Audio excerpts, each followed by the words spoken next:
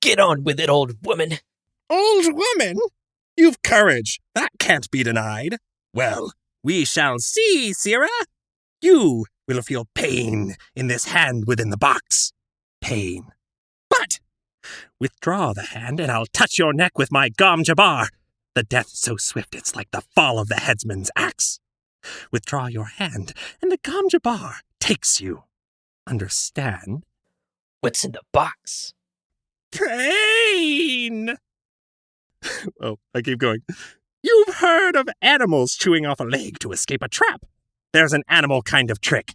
A human would remain in the trap, endure the pain, feigning death, that he might kill the trapper and remove a threat to his kind. What? Why are you doing this? To determine if you're human. It burns! Silence!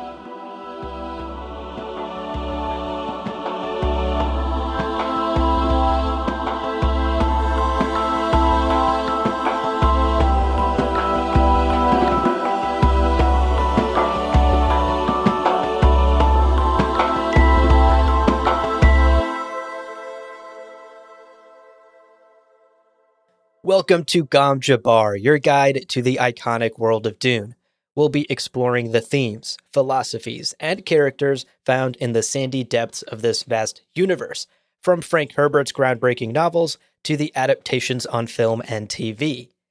My name's Abu. And my name's Leo. And today we're going to be focusing particularly on the groundbreaking novel part. Am I right? Yup. Book club! Book club time! Finally. Oh my God. This has been a long time coming. Yes, today is the first official episode of our Dune book club. We are going to be reading through the entirety of the first Dune novel in preparation for the upcoming film. Yeah, never a better time. And we're going to be covering it such that if you follow along with us, if you read alongside us, we will finish the book Dune before the movie comes out. So you'll be primed and ready to enjoy an adaptation of the story that you're already familiar with, which is, I think, a good way of enjoying it.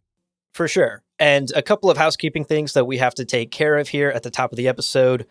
One, this is intended to be a book club, and we want to hear from you as you read along with us. So as always, get in touch with us on Twitter or email us at gomjabarpodcast@gmail.com. Yes. And a reminder that these book club episodes are going to be spoiler free.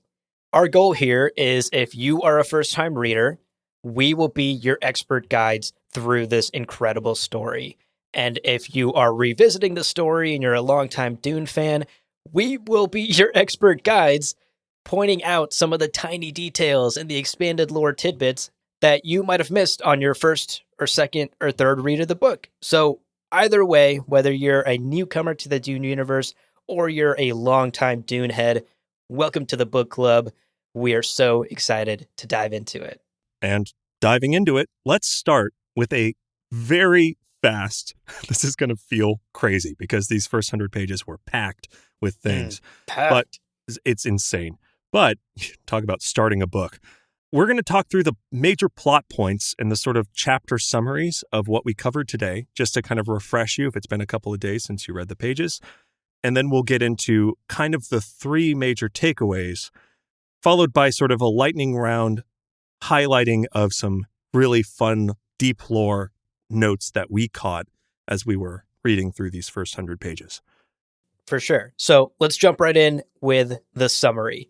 Chapter 1, we jump right into it, feet first, Yep. and we meet our boy, Paul Atreides. Heard of him? And his mother, Jessica. Mm-hmm. And in the very first chapter, Reverend Mother Gaius Helen Moheim arrives at Castle Kaladin. And she is here to test Paul. And I just want to point out, Gom Jabbar name drop on page 2, baby. Yup. We're right there. We're there at the beginning. We are right there. And this first chapter is just chock full of so much stuff that we're going to get into later in our key takeaways. But the gist here in the first chapter is that we meet Paul, we meet Jessica, the Reverend Mother arrives, and she conducts this Gom Jabbar test of humanity on our protagonist, Paul Atreides. Into Chapter 2, we meet Baron Vladimir Harkonnen. He's hanging out with Piter DeVry University. Go Hedgehogs, baby. Go Warthogs, yeah. And Sting Fade Routha, played famously by Sting in the 1984 adaptation. And they are explaining, they're just telling us, yeah, we've got a traitor. His name is Dr. Yui. You haven't even met him yet, but he's the traitor. Welcome to the book. And guess what? The Atreides moving to Arrakis, a.k.a. Dune, part of our plan. We have constructed this as part of our plan. So moving on to Chapter 3, we are back in Castle Caladan with Jessica and Moheim. They're chatting it up, and we start to hear some pretty major terminology that's going to be huge throughout this series. We hear the words Kwisatz Haderach. We learn about Paul's prescience, and we realize that there's more to Paul than meets the eye. I mean, surprise. Main character is the main character. He's got the main character superpowers. So, on to Chapter 4. Thufir Hawat and Paul talk about Dune and enter, the ladies love him, Gurney Halleck. Yeah. Amazing. Snack. With a balisette over his shoulder. True to form. He trains Paul in combat and teaches him about moods. Yes, we get one of my all-time favorite Dune quotes in this chapter. Gurney Halleck hitting us with the, what has mood to do with it? You fight when the necessity arises, no matter the mood. Mood's a thing for cattle, or making love, or playing the balisette. It's not for fighting. Gurney Halleck fucks, folks. It's canon. Teaching Paul. Book's got to happen, Paul. We don't have... doesn't matter if you're in the mood for a 900-page book. We're here. We're doing it. We are. So now, moving on to Chapter 5, Paul chats with one of his other mentors. We've already met Thufir. We've met Gurney. Yes. And now we're talking to Dr. Yue. We should decide on a consistent pronunciation here. However you pronounce it, he's the traitor we've already learned. So exactly. Cool. So what a tense chapter here. We know Dr. Yue is going to be the traitor, but Paul's chatting it up with him. And Dr. Yue even reflects on this upcoming betrayal. We realize that he is doing it unwillingly. Right. And actually feels remorse and has genuine love for the Atreides and for Paul, and he's racked with guilt. But he feels like he has to do it, which we'll learn more about later on. On to Chapter 6, Leto the First and Paul discuss the trap of Arrakis. Side note, Leto is going to be played by Oscar Isaac. Shout out to the beard. Respect the beard. Looks great. They note that Sardaukar, we don't even know what those are yet. I mean, they're the Imperial troops of the Emperor. But the Imperial troops, the Sardaukar, are parading as Harkonnens. I'm also going to take a quick moment here. Abu, you and I both say Harkonnen. I understand that most people, I think, say Harkonnen. Yeah. I don't know. I like Harkonnen better. So that's what we're going to say. We're sorry. We're sorry, genuinely. Paul also learns in one of the most hilarious paragraphs that he's been secretly trained to be a mentat and agrees to continue his studies, even though this isn't really his terrible purpose, quote unquote. It's just something he's game to keep doing because it's useful. Useful to be a human computer. Right. And we're going to touch on that terrible purpose in just a minute here. But first, Chapter 7, we're here, baby. We made Welcome to Dune. Off page, we made it. It's great. Here's the tourist pamphlet. There's nothing on it. It's just sand. It's a piece of paper with sand in it.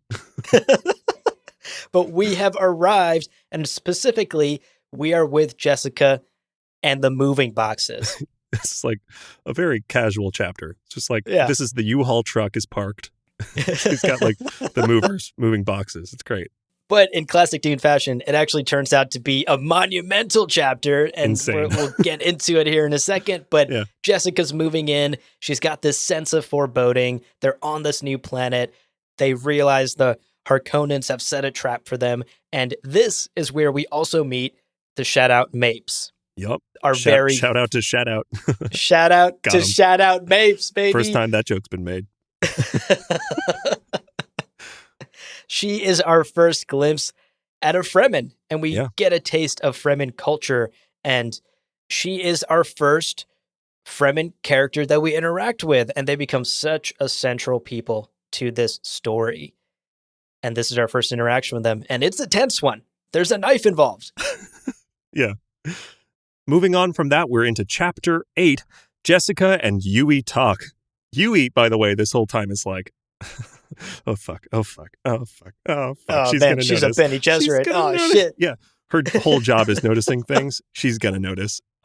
Turns out she doesn't. She's like just completely blind to his betrayal. But, can't win them all, Jessica, the Bene Gesserit adept. Can't win them all.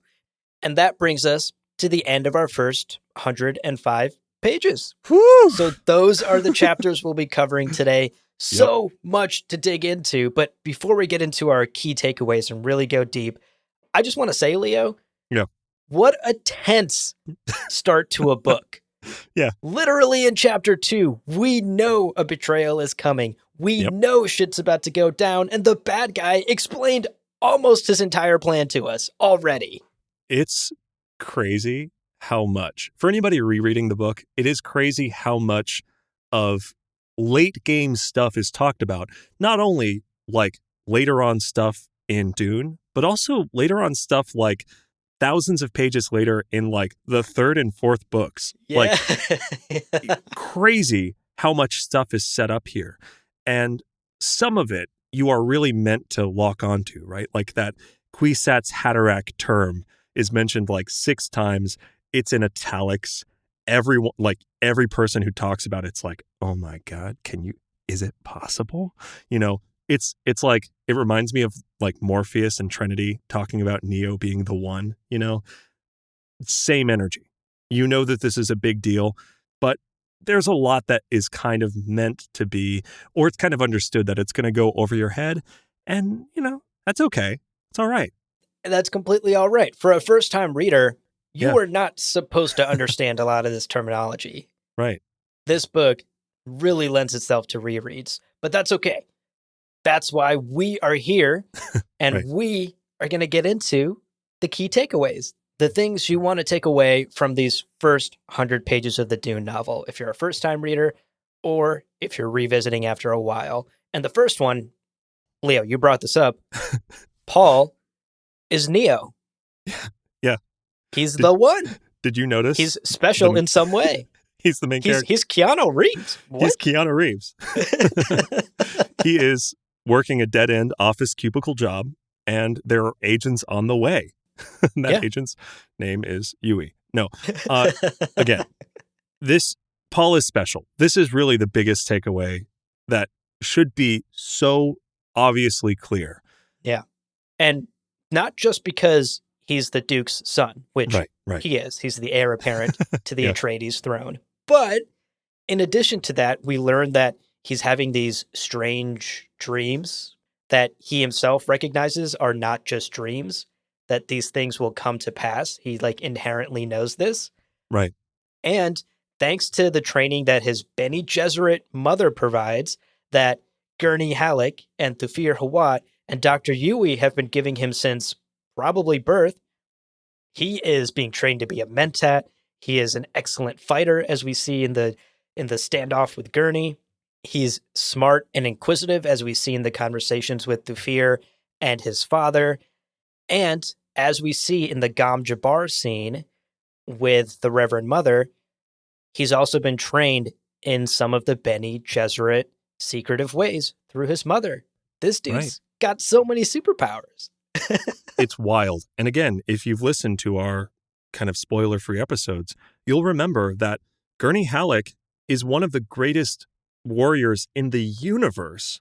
Mm-hmm. So that Paul effectively reaches a stalemate with him, or they're both sort of in a position of having dealt one another a mortal blow, is a really good sign of Paul's prowess as a fighter, right? So Mohiam, who is the head of the Bene Gesserit, and again, this is an all-female religious and political faction, submits Paul to the test of the Gom Jabbar, heard of it, and wonders if he may be the legendary Kwisatz Haderach, which, again, is kind of analogous to the One, and we're going to learn a lot more about what that is throughout the books. Right. And Moheim even kind of explains why the Kwisatz Haderach is special. Right. She explains how the Bene Gesserit have this ability to access their genetic memories along their female ancestors, along the female line. And what the Bene Gesserit are basically looking for is a male who can use that same power of genetic memories along both male and female lines. Right, yeah. And males that they have tested in the past or have thought could be Kwisatz Haderach all died in the process of trying to get to that point. None of them turned out to be Keanu Reeves. They didn't have the charm or the powers to access both of those genetic memories. Now, at this point, we don't know why the Bene Gesserit want this. We don't know what these powers would entail specifically, but right. We know that Paul could potentially be the one. And even Moheim in these early chapters has to kind of tell herself, like, oh, wow, he's really showing promise, but don't get too excited. We have failed too many times before. Yeah. Little does she know she's in a 900-page book following this character. So little does she know he's the protagonist. It's just Paul's world, baby. We're living in it. And again, these early scenes with Paul are some of the most iconic in all of Dune. We get the incredible line, "What's in the box? Pain." And, yeah, it's the classic trailer video. Like this. We saw the scene in the trailer, yeah. We've already seen this. And he passes the test. He passes the human test, but is clearly shaken by it.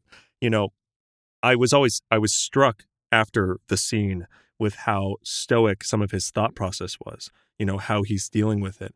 And he even recites the litany of fear, right? This kind of iconic thing. It's worth repeating, actually. Let me pull up the quote. Oh, yes. Do it. Yeah. The litany of fear goes, "I must not fear. Fear is the mind killer. Fear is the little death that brings total obliteration. I will face my fear.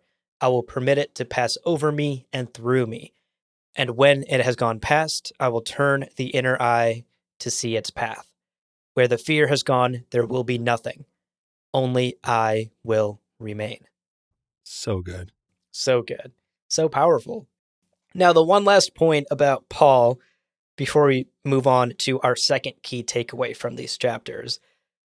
Paul may be special, may have these abilities, but it also comes with some baggage.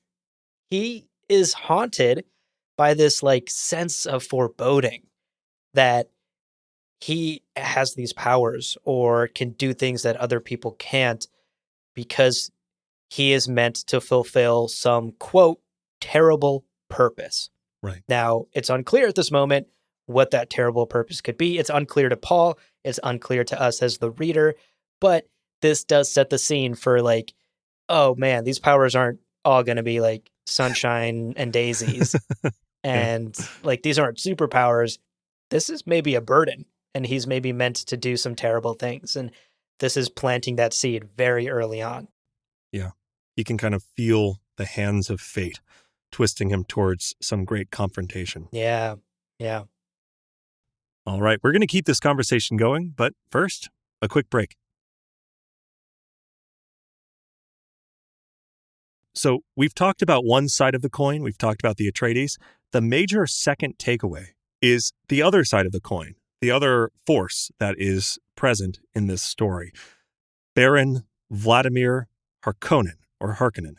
And this second takeaway is his plan, which he thoughtfully lays out for us on the 10th page. It's great.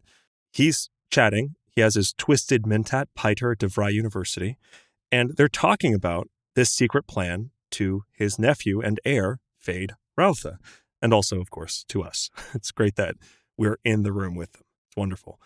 And, Baron says, "Listen carefully, Fade. Observe the plans within plans within plans."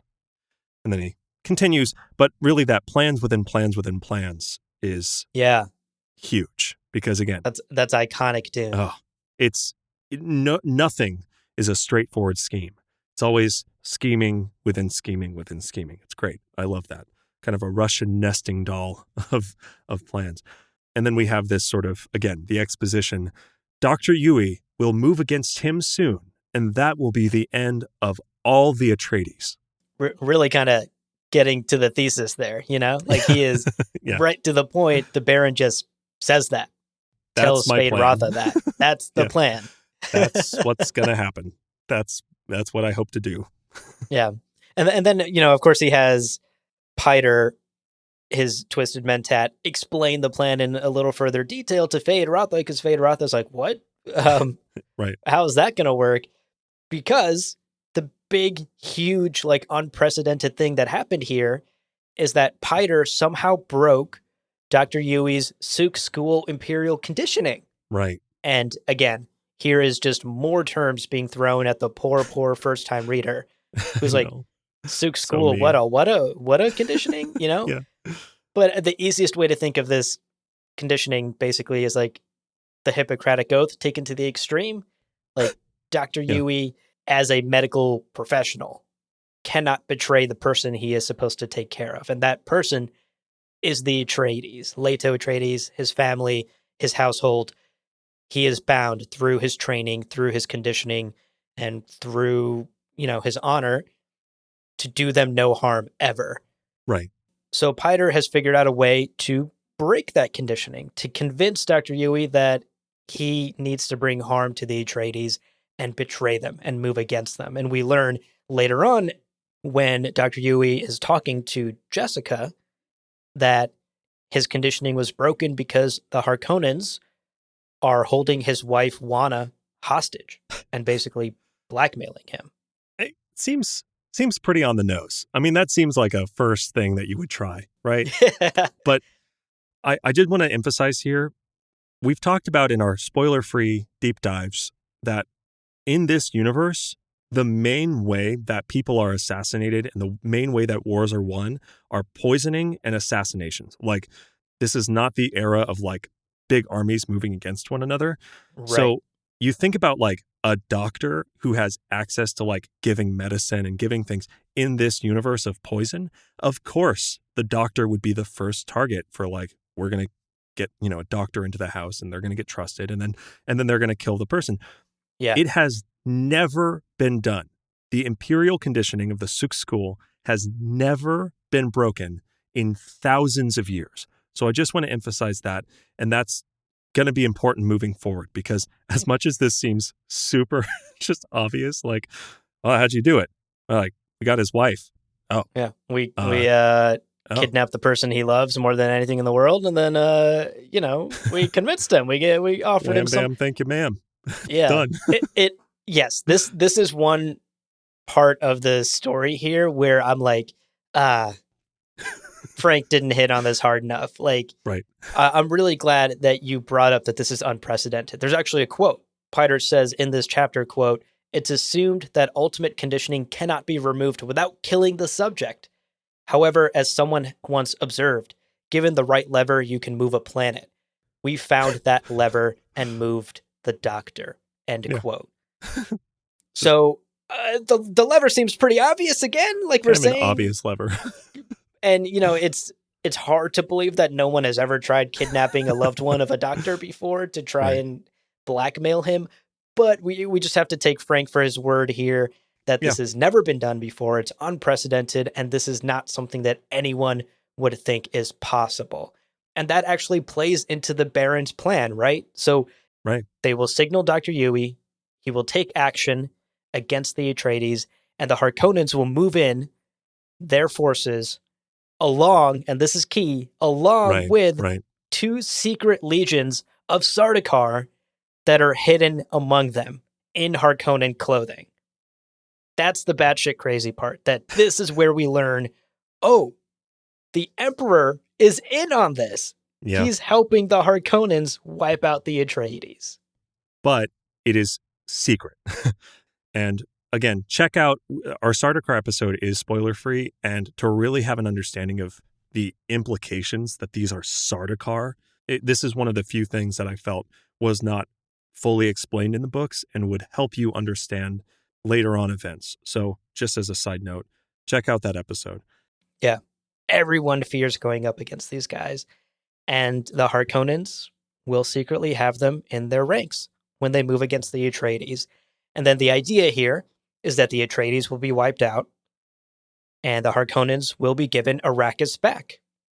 And the Emperor, without getting his hands dirty, without anyone ever knowing, will also get rid of the pesky Duke Leto, who we learn in these chapters is, getting a little too popular for his own good. People in the Landstrad, the people of the other major and minor houses in the Imperium, in this government, are really starting to back and like Duke Leto a little too much, and the Emperor's feeling a little bit threatened. So this is his way of taking out a major player on the political stage. So this is kind of a combined secret effort between the Harkonnens and the literal Emperor of the galaxy to wipe out the Atreides. Now, part of the craziness is that Duke Leto knows. Yeah. Duke Leto's like, yeah, it's a trap. And in the iconic words of Obi-Wan Kenobi, I sense Count Dooku. I sense a trap. Next move? Spring the trap. Great quote. And definitely in line with his quote, which is knowing where the trap is, that's the first step in evading it. So he's talking about springing this trap, but understanding its mechanics so that they can maybe get out of it, because really it's a well-made trap. It's a well-constructed scheme.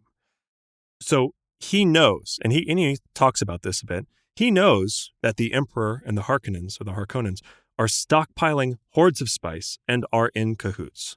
Yeah. We understand that things in this empire, politically and militarily, are tenuous, and the scales could tip in any direction. And Duke Leto understands this. And part of his plan in agreeing to go to Arrakis and taking it over is his secret weapon, the Fremen. He's already sent Duncan motherfucking Idaho, which will, we'll meet the most badass of badasses in a future episode. He's already sent Duncan Idaho with an advance party to Arrakis because the Fremen people, he realizes, could be tough enough to fight the Sardaukar. These Fremen that the Harkonnens and the Empire have long ignored could be his secret weapon in springing this trap and countering it and actually coming out both alive on the other side and on top. So that's the big gamble that Duke Leto is taking here by going to Arrakis. There's actually a really great quote here that basically encapsulates the strategy. He says, and this is in conversation with Paul, Duke Leto says, quote, "We have there a potential of a core as strong and as deadly as the Sardaukar. It'll require patience to exploit them secretly and wealth to equip them properly. But the Fremen are there and the spice wealth is there. You see now why we walk into Arrakis knowing the trap is there." End quote. Arrakis has the most valuable substance in the galaxy, the spice melange, and potentially has some of the strongest, most resilient fighters and people in the galaxy, the Fremen. It does strike me that we learn as we meet Leto and as we meet him through these first 100 pages that he is a tremendously honorable person. Baron Harkonnen talks to Piter, and Piter says, well, what if he just runs? And Baron says he would never do that. He's too honorable. He's too good. Yeah. In this little sentence, it really struck me that he's saying we're going to exploit the Fremen, because that's really, it's not a very honorable way to talk about a people of a planet. But it does show how serious he takes this situation, that the only way to survive this trap that's been set for them is by understanding the resources available, even if those resources are a people on a planet, and learning how to utilize them. And again, just wanted to emphasize here that wording, that idea of like exploiting them secretly, rubs me the wrong way. Absolutely. Certainly. Me too. Yeah, it's real gross. But just know that he is a very honorable man. And the only reason he's thinking in these phrases is because he is locked into this game of politics, in this game of exploitation, in this game of, if he doesn't work with them and kind of entice them and court them and get them on his side, he and everyone he knows and loves will die. Yeah. It's survival out there. It's cutthroat. He's got to do what he's got to do as the Duke, as the leader of these people. It's brutal. It's brutal. And actually, Speaking of brutal, Yeah. Let's move on to our third key takeaway from these chapters. Takeaway number 3 is that Arrakis is a harsh, tough place, Yeah. and so are its people. And we get a clear picture of that in the scene where Jessica is in the U-Haul. She's moving those boxes and meets shout out Mapes, our Yeah. first Fremen character in the book. This is such a fascinating scene, and we learn just from this one interaction so much about Arrakis and the Fremen, and even Jessica herself, her relationship with Leto, her position in this household, and her abilities as a Bene Gesserit. This is a really, really enlightening scene. Also helpful that we're riding alongside Jessica, who has trained Bene Gesserit, like, noticing of details. Like, Yeah. I really found myself grateful that this is our pilot for this first chapter on Arrakis. Because, again, she has this conversation with Shoutout, right? Shoutout says, I don't even have to wear my still suit here, and me not even dead. Shoutout Mapes mentions this still suit, which we learned earlier from the Yui Paul chapter, is a garment that keeps almost all of your fluid preserved, so you're not losing any liquid on this dry, hot planet. And so it's so useful a piece of equipment. Not wearing it usually means you're dead.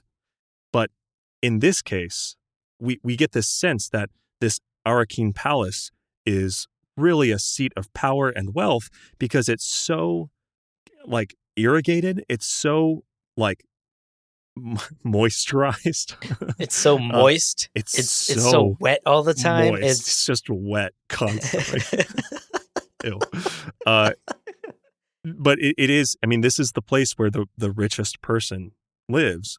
And the fact that you can be in this building not wearing a still suit that's preserving your bodily fluids and not die is a clear sign of wealth and status, period. Right. And a sign that water is key on Arrakis. Water is power. Totally. Water is life or death on Arrakis. And Jessica begins to recognize this as well in these chapters. Yeah. She realizes how critical water is on the desert planet of Arrakis. This interaction with shout out Mapes. Later on, when Jessica draws a little bit of blood with the ceremonious knife cut on Mapes, she even notices the, quote, ultra-fast coagulation of shout out Mapes' blood. The Fremen have physically and biologically adapted in this harsh environment to preserve water. That's how important it is, that they have had to evolve as a people physically to survive on this planet. Yeah. It's a really morbid way to think about it, but it really puts into stark focus the immense priority given to water in this culture and on this planet. Totally. Yeah.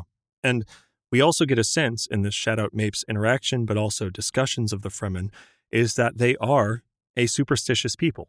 And not only curious about this new batch of off-worlder rulers, but also hesitant. They're cautious. They don't just trust openly. They are constantly measuring and evaluating. You know, shout out doesn't at any point kind of drop her guard around Jessica. Now, for her credit, Jessica's Bene Gesserit training is key. I mean, really, I think about how pretty much any other woman in this situation definitely could have died. Yeah. First of all, she mentions this missionaria protectiva, which is the sort of like seeding of superstitions on planets that the Bene Gesserit do. They sort of put out into the universe these legends of off-worlders who come speaking the old languages and stuff like that. Coincidentally, they all teach the Bene Gesserit the old languages. So in a pinch, Jessica can be like, oh, I know of your maker. And the shout-out's like, holy shit. Oh my God, she knows about Maker. Fuck. And it's really just a translation. Like Jessica's like, oh, I'm glad my Google Translate just saved my life. That's exciting. Yeah. No, it is really tense, like how like literally and figuratively, Jessica's on the knife's edge here. Yeah. She kind of says the word maker by accident in this chapter. Yeah. You know, like if she had said one word further, Mapes would have been like, nah, you're not the one. Yeah. Yeah. But she, you know, through her Bene Gesserit training, she kind of knows the correct things to say to tap into these legends and superstitions that the Missionaria Protectiva has planted here centuries ago. Right. And there's actually a quote about the Missionaria Protectiva that says, quote, protective legends implanted in these people against the day of a Bene Gesserit's need. Right. So this is like generations ago, the Bene Gesserit came to Arrakis. They planted these legends among the people there, among the cultures there, in the event that in the future, a Bene Gesserit would visit that planet and be under attack.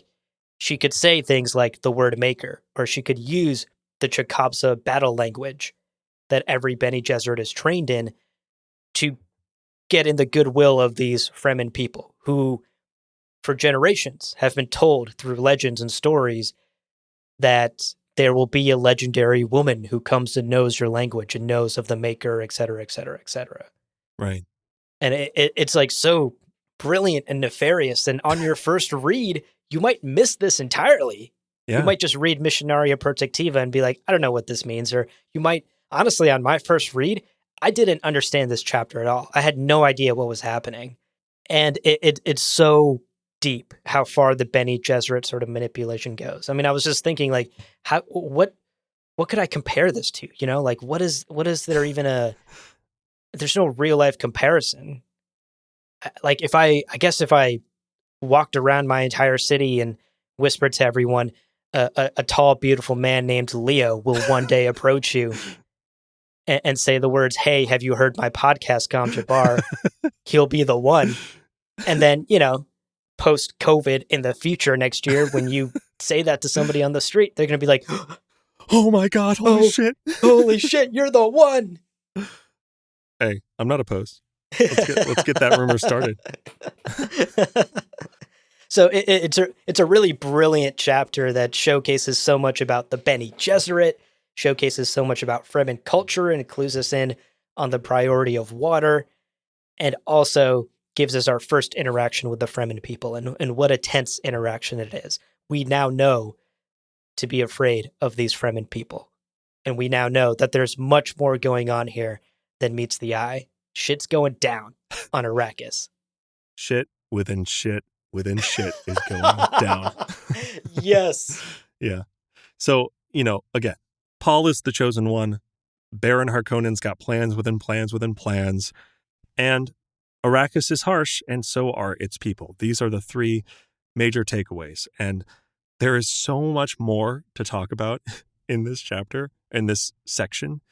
But that's basically, those are the kind of three main things that you should glom onto and carry with you for the rest of the story. But, you know, now that we've talked about these sort of the major business of this section, let's talk about some fun little details. And this section is going to have to be lightning round because, you know, I feel like the episode's as much as we like, don't want it to be. I know. I just want to talk for hours about glow globes. But anyway, we'll keep it as brief as we're capable. This is going to be kind of a lightning round section where we talk about some of the details you may have missed, which is totally understandable because, again, there's so much, especially this episode. So much. Yeah. Okay. Item number 1. We get name drops for Ikazian art for the planets Rachis and Ix, and the planet Tupil. Yeah. It's absolutely crazy that those things are brought up so early in Dune. I didn't realize these like late game things or even extended lore things that never come up in the books are here within the first 100 pages. It's absolutely insane. Duke Leto says, quote, anything the guild will transport, the art forms of Ikaz, the machines of Rachis and Ix, but all fades before melange. A handful of spice will buy a home on Tupil. And if you've listened to our Ikaz episode, you know that Ikazian art is famously formed from this special type of tree that only grows on Ikaz that responds to human emotion. and the tree trunk grows in reaction to the artist's feelings, whether they are happy or sad. And the tree ends up growing in a way that represents the artist's inner emotions. It's crazy. Check out our ECAS episode for more batshit insane plants and like fauna and bacteria, and just absolutely the history of the planet ECAS is awesome. There's a spoiler-free episode in the feed. Check that shit out. And then, of course, Rachis and Ix are also mentioned here by Duke Leto. And these two planets are intrinsically linked not only to each other, but to the single most important event in the entire galaxy, known as the Butlerian Jihad, which we could do a whole 2-hour episode about that. But in brief, the Jihad is this galaxy-wide war waged against machines and advanced technology like artificial intelligence. So those things are name dropped so early here in the book. And again, if you want to learn more about those things, a couple of episodes of ours that you can check out. You can check out our Planets of Dune episode to learn more about Tupil and to learn more about Rachis and Ix. You can check out our Tech of Dune episode to learn more about Ix and their technology and the history of the Butlerian Jihad. And then, of course, check out our ECAS episode to learn more about those strange plants and drugs coming off the planet ECAS. Hell yeah. All the most fun. Speaking of the most fun and pairs well with drugs, weapons. We get weapons name dropped like crazy in this chapter and almost never again. So let's talk about it. Piter asks, Baron Harkonnen, why Yui hasn't, quote, slipped a kinjal between Leto's ribs. This is a casual turn of phrase in the Dune universe. Why haven't you slipped a kinjal between the ribs, And in a later scene, when Gurney Halleck enters the room, Balisette over his shoulder, he lays out on a table basically a ton of weapons, including a kinjal, which is really kind of fun. Again, this is telling us what characters are going to have sheathed on their hips. This is the things that our characters will cling to in moments of life and death. We get to see these. Now, we also get to see the bodkin, the slip tips. We see a number of other things, the rapier, right? We're seeing these different weapons spread out. And especially as Paul and Gurney are training, we see the Holtzman shield, and we hear about this sort of slow on attack, fast on defense method that you have to use in order to penetrate the sort of magnetic feeling force that protects you against fast-moving objects, which is, that's a foundation of everything in Dune. In one quick scene. So again, we have a Weapons of Dune episode. If you want to hear some very phallic jokes regarding some of these weapons, but this is a lot of fun. And it was a great reminder that this is where these foundations are set. These are where these items are name dropped. And then these are sort of the weapons that will be in the hands of our heroes throughout the entire journey. Okay, item number 3, I'm going to have to go back to those drugs from ECAS because this ties in the Baron Vladimir's table. You know what? Here's a direct quote. I'm going to read this first. Yes. Quote, an ellipsoid desk with a top of jade pink petrified Elaka wood stood at the center of the room. End quote. You might read that as a casual reader. Yeah. You might read that Elaka wood. Even as a Dune fan who doesn't know about Elaka wood. Yeah. And be like, oh, cool. The Baron's got like a fancy oak wood desk or something. Right. No, dear reader. Nope. Elaka wood is burned to create the drug called Elaka. Yes. And the Baron has chosen to take this wood that creates this drug and turn it into a wonderful centerpiece for his office. It's crazy.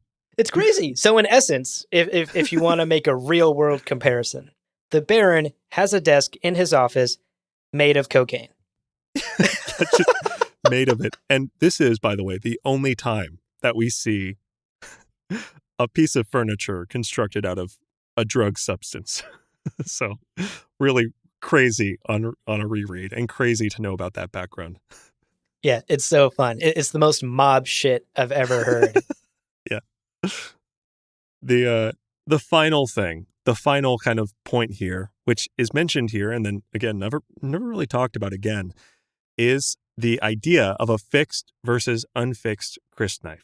So Shout Out Mapes hands Jessica the crysknife and says, "Take caution.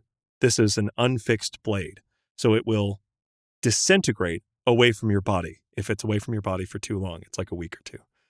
Crysknives can be fixed, which allows them to be stored long term, but most of the ones that we encounter are unfixed, and this is part of why, Jessica, when she sees this knife, is like, "Holy shit, is that a crysknife?" Because no one off-world has ever seen it, because they can't get off-world. They dissolve if you take them away from their wielders. So again, nearly mythical, nearly legendary, and really kind of fun little detail here that is, again, not mentioned ever again. Yeah, tiny, tiny detail. Okay, we're going to take a quick break here, but stick around. We'll be right back.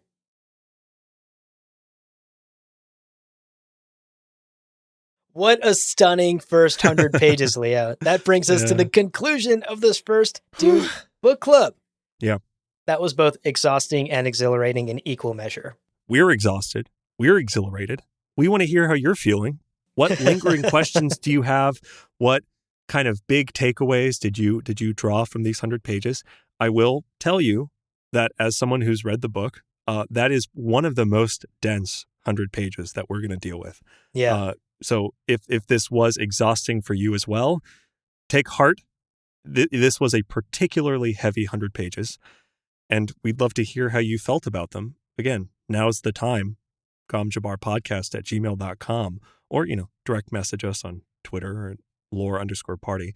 But for our next episode, Abu, how far do they need to read? So for the next book club episode, which will come out in 2 weeks. Yes. You should read up until page 204 in the classic paperback version of the book.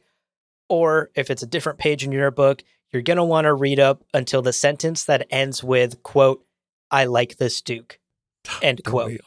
Don't we all? Oscar Isaac. Oh, that beard. How can you not? How can you not?